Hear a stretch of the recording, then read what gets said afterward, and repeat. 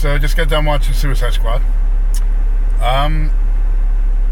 Entertaining, not great, not horrible, put it that way. If you are at all familiar with any of the characters that are involved with the DC Comics license, you should have a good enough time. You'll go in there with enough of a backstory to know, hey, I know who Harley Quinn is, I know who Deadshot is, I know who Killer Croc is, I know who Captain Boomerang is. Captain fucking Boomerang, seriously? He's a fucking B-rate Flash villain. But whatever, he's in this. Still, entertaining. I'm gonna say the critics, most of them probably are not comic book fans. And that's one of the reasons why that they're rating it so low. I'm not a huge DC fan. I do know about the Suicide Squad. I know the premise, Amanda Waller and all that bullshit. But definitely decent. Okay, if you are a fan of comics, then I think you'll enjoy it. It does kind of fall into the Batman v Superman trap of being a little too dark, but at the same time, it's a PG-13 movie. I think really it probably could have done a little better if they went for a hard R, kind of like how Deadpool did. I don't know. It might have been a little bit better as a hard R. I mean, I'm not going to go into any spoilers. I will say that obviously the two characters that get the most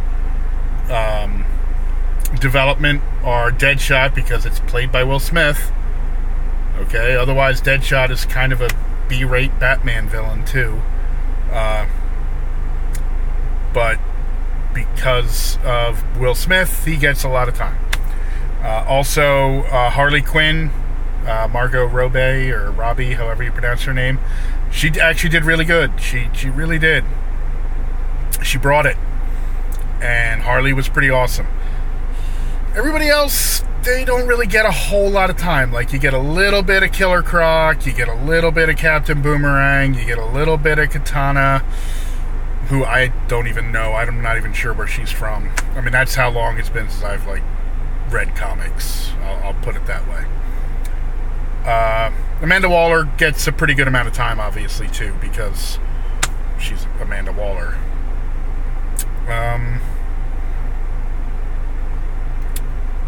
Again, I don't want to spoil anything.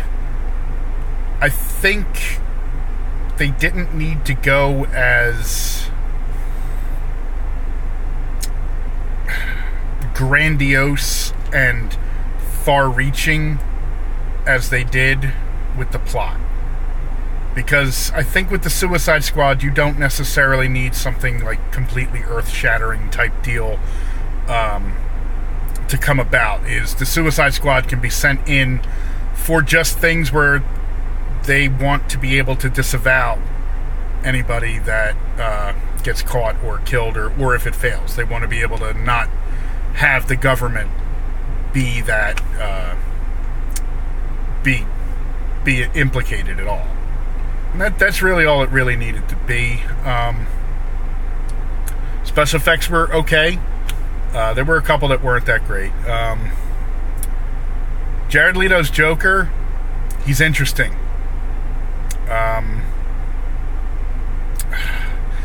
He's not Jack Nicholson. He's not Heath Ledger. He is playing his own Joker. Who is not a bad Joker. I'll put it that way. I'm not going to say greatest Joker ever, because he doesn't get a whole lot of screen time. But what he's there, he fucking takes it. He makes it his. And I think he'll be an interesting Joker.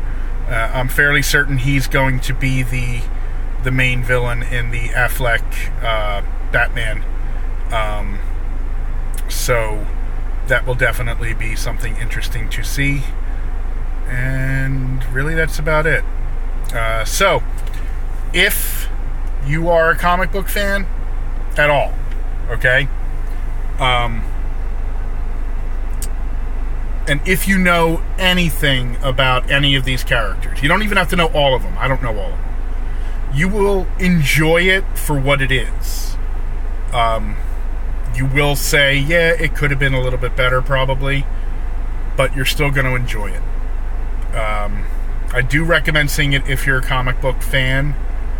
And that's about it. Like, if you're not, it might not be the movie for you. I will say, though, the trailers were really, really good for the movie, and it doesn't quite live up to what those trailers made me think. It's still worth seeing, but it was still below what those trailers really brought about. Alright, guys.